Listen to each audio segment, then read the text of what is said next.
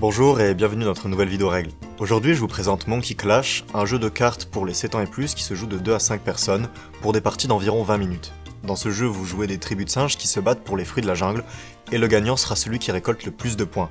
Mais comment ça marche? Voyons ça tout de suite. Premièrement, voyons les cartes qui composent le jeu.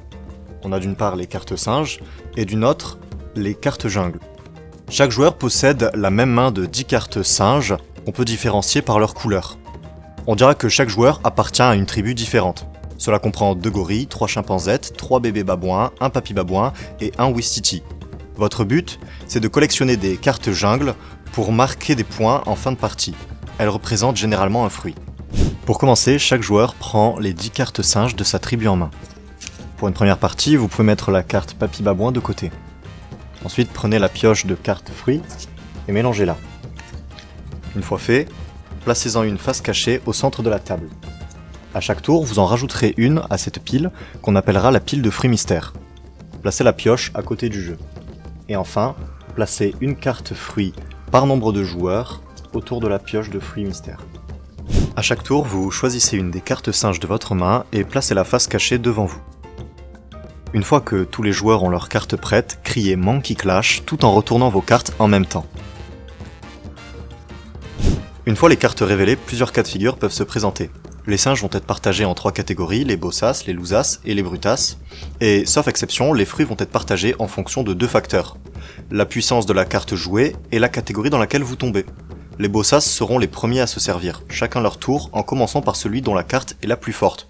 Il s'agit de la carte gorille, au niveau de puissance 1, puis de la chimpanzette, le papy babouin, les bébés babouins et la Wistiti. Ensuite, c'est au tour des lousas et finalement des brutas. Maintenant, voyons comment sont attribuées les catégories.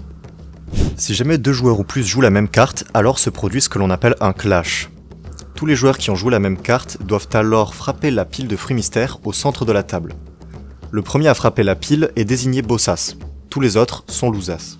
Attention, si un joueur frappe aussi alors qu'il est le seul à avoir joué sa carte, il est déclaré brutas. Les singes qui ont gagné un clash ou qui sont les seuls de leur espèce sont bossas. Vient alors la fin du tour, il ne reste plus qu'à se partager les cartes en suivant la hiérarchie des bossas, lousas et brutas.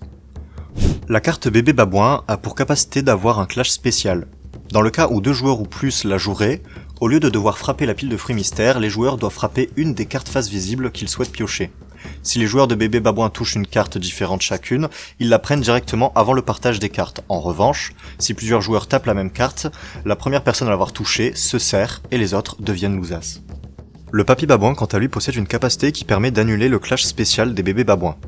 Dans le cas où vous jouez un papy babouin et qu'un clash spécial a lieu, vous annulez leurs compétences et choisissez les cartes restantes de votre choix à distribuer aux bébés babouins après vous être servi.